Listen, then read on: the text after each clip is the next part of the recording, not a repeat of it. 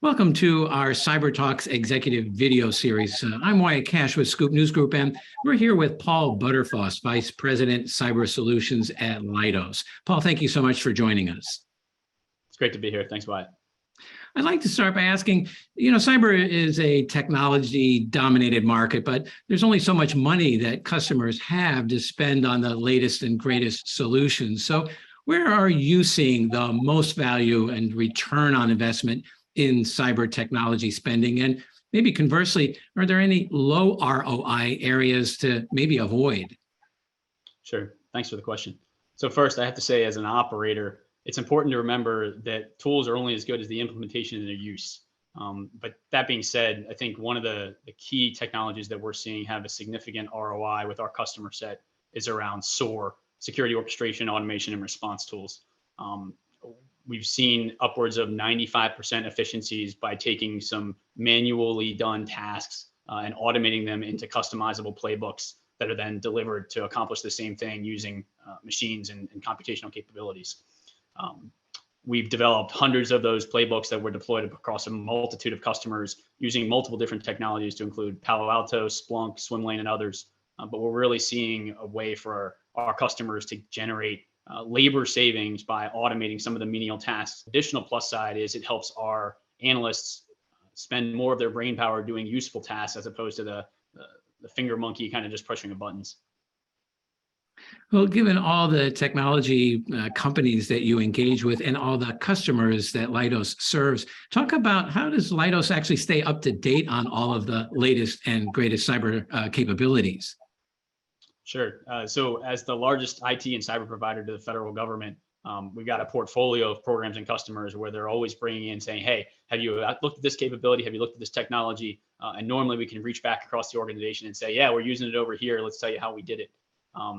We also have our Leidos Alliance Partner Network, where we've partnered with some of the largest cybersecurity vendor providers out there, kind of get intro early releases into their roadmaps and upcoming capabilities.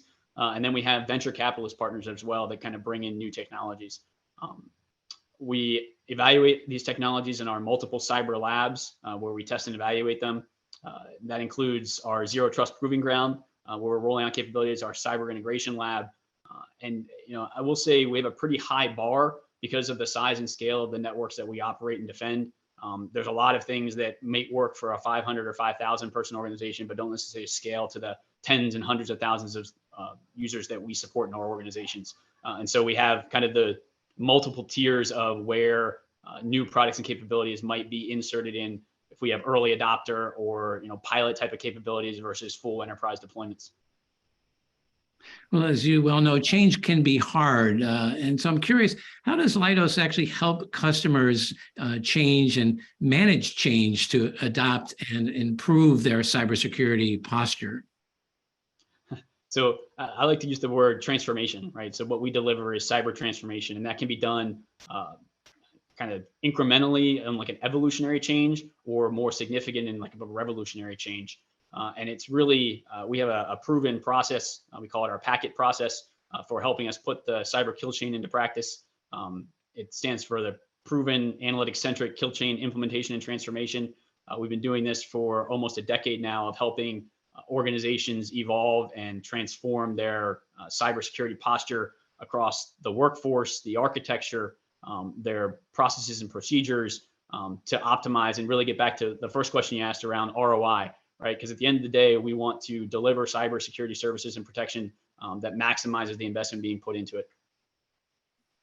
And then lastly, what's ahead in cybersecurity? And maybe more specifically, where are you all investing increasingly for the future?